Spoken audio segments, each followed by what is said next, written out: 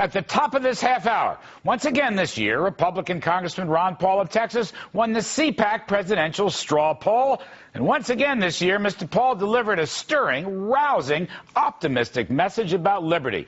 The simple question is, can Barack Obama be defeated? So, first up, it's a pleasure to welcome you back to the show, Congressman Paul. Thank you, sir. Thank you, Larry. Nice to be with you. All right, I watched your speech on YouTube, and I thought it was one heck of a speech. Somebody who is not as bullish on you as I am is Mr. Donald Trump. I got a little clip from him. Let's just play that, and you'll respond. Hold on a second. I like Ron Paul. I think he's a good guy. But honestly, he has just zero chance of getting elected. You have to win an election. Congressman, what's your reaction to Don Trump? Well, I guess he follows the old adage, good guys finish last or something like that. But, you know, that's not a truism. So, no, my reaction is that at least he said I was a nice guy and all that. But, you know, somebody else said, and I'm not going to pick on Donald Trump because he's a powerhouse, but somebody else said that he probably shouldn't be talking because he hasn't won very many elections, and I won 11 elections. Right. So that's a minor point. 11 elections, that's right, down through the years. So let me just ask you, you gave a very optimistic speech. You talked a lot about liberty, as you always do. It's a wonderful, wonderful subject. Why is it, by your own words, I think you were quoted today someplace saying you're going to have a hard time beating Barack Obama? Wouldn't the message of liberty be able to do that? Oh, it will be. The big question, are the people ready for it, and who is the right person to deliver that message? I've never dreamed that I would be a messenger that I've achieved in the last few years. It's more than I thought I would, but the message, I have no doubts about the message, and I know that's what we need. I know that's what made America great, and there's going to be a greater need than ever before. Just like, you know, nobody wanted to talk about monetary policy, and they don't want to do it for academic reasons, but they're doing it out of necessity now. And people are interested in their personal liberty, and I think we'll have to, you know, come to grips with our foreign policy as well. When you think of the billions and billions of dollars that we spend, and you know that could help us move us to our bankruptcy. And most empires end when they spend too much and they spread themselves too thinly around the world. So I think it's a powerful message, and I think the time is right. It's just who's going to be that individual, and will the people be ready for it? But of course, that's what I work for all the time, is to try to condition the people to believe and be confident about liberty. There's no reason to say that you have to give up liberty for your security. I just don't like that at all. And we, of course, were advised not to do that. And I don't think it's necessary. I don't think you have to give up any freedom in order to be safe. I think we're all safer because we're free. I want to come back to the liberty and freedom message. Just one little political tidbit, though. Look, you won the CPAC presidential straw poll last year. You won it again this year. You may be the only guy to do that back-to-back, at least in a long time. Mr. Paul, are you going to run for president? Have you made a decision yourself? No, I have not made a decision, and it's a tough decision for me. It's a lot of hard work. I had to be really, really talked into it 4 years ago, and it's not an easy thing to do. I do feel obligated that, especially when I talk to the young people, because they get enthusiastic, they like this message, and I sort of feel some obligation. But then again, I see there's a downside, and of course, there's some difficulties with it too. So I'm delighted that nobody, you know, really has started announcing yet. They're making it a little slower this year. So I figure I have 2 or 3 months to think about it and be sure that I know what I want to do. One of the interesting points you made, coming back to the freedom and liberty theme, you said in your speech, people should give 10% of their income to the government, just pay that, and don't ask for anything else. Could you expand on that thought? Is that like a 10% flat tax, but that's it, nothing more, no benefits, no nothing?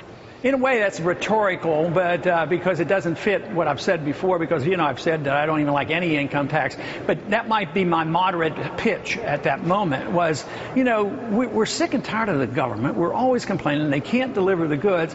But maybe we ought to allow this opt-out. You know, we'd like to opt out of this Obamacare. So why don't we have the chance to opt out of the whole system and say that the maximum they can take from our income is 10%, but then we don't take any benefits. No student loans, no Medicare, no Social Security, nothing. Just be on your own. And, you know, I think that would be pretty tempting. That young crowd didn't frown upon this. Don't you think if you were just starting your first job, Larry, that you might opt into a system like that? And say, boy, 10%? I get to keep 90% of what I make? I'd opt into it even if this is my last job. That's how much I like the whole concept of, you know, that means private and personal responsibility.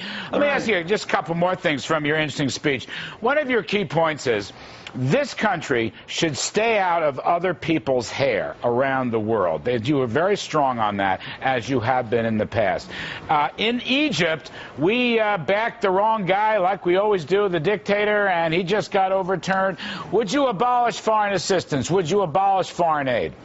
Oh, yes, and I'm thinking very seriously in the next day or two if I can bring up an amendment to do that, to just have an amendment strike the provision for foreign aid for the four biggest countries that get foreign aid. No, I support that, and I think we should, because, you know, even though I was delighted with that revolt in Egypt, the people were standing up, but, you know, the fact that the army took it over, and the guy that runs the army is the best friend of Mubarak, you know, I don't see a whole lot of optimism there, but it's great to see the people get fed up. But it took them 30 years because we were propping this guy up. So I think we should give up on that. I think, you know, the founder said we should be friends with countries, we should trade with them.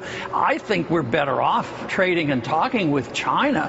When I was in high school, we were killing each other, you know, and I had friends and neighbors that were killed, you know, in that war. But it's much better to maybe argue about tariffs or something, you know, a little more benign than killing each other. So that's why I think we should be talking with people. And they said, not your enemies. Yeah, like I'd be trading with Cuba. Everyone else wants to trade with Cuba. Why shouldn't we have open trade? You know what's remarkable about the free traders here? I think they're a bit hypocritical. They promote the trade agreements, which I have a little question about. They promote that in the name of free trade. At the same time, they're the ones who always want to put on sanctions. On every country they just disapprove on, they want to put on sanctions. That's a terribly interesting point. Let me stay with the China point for a minute. Okay, you're a free trader with China. I'm a free trader. But, they're not free traders. There's no reciprocal free trading rights. And you know a whole lot of people around the country, ordinary working folks, I don't know whether they're libertarian or conservative or I don't know what they are. They're furious because China won't play by the rules. Mr. Paul, what do you do about that? Well, the thing of it is, we complain about them rigging their currency, but what do? We debase our currency constantly. We want a weak currency, too. That's our whole policy. We want to be the reserve currency of the world. We want to issue the reserve currency, and we want to keep it real weak, and that it's supposed to enhance our exports, but it really doesn't work. When a country doesn't follow the rules, let's say they undersell us. Milton Friedman was great on this. He says, you know, if they want to undersell us, take advantage of it. If they can sell you something cheaper, buy it and save your money and spend it on something else. The point is we're not competitive like we used to be, and it's not China's fault. We have too much taxes and too much regulation. We have a monetary system that causes a lot of confusion. We have the inflationary factor. If you got rid of all that and gave the incentives back to this country, I believe we could compete, and we wouldn't worry too much about the internal economic policies of China. All right, Congressman Ron Paul, again, congratulations. 2 straight years you won the CPAC straw poll for president. We appreciate your coming on, sir. See you soon.